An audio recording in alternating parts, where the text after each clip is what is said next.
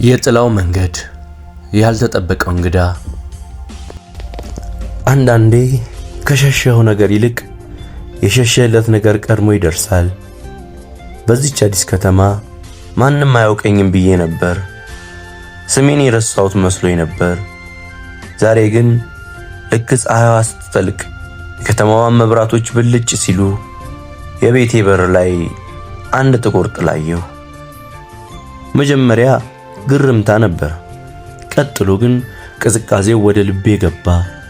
ያ ጥላ የናፍቆት አልነበረም። ያ ጥላ የፍቅርም አልነበረም። ያ ጥላ ካለፈው ሕይወቴ በጥቁር መጋረጃ ተጠቅልሎ የመጣ አንዳች ምስጢር ነበረ።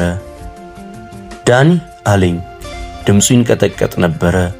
አዎ ይሄ ድምፅ የሷ አይደለም።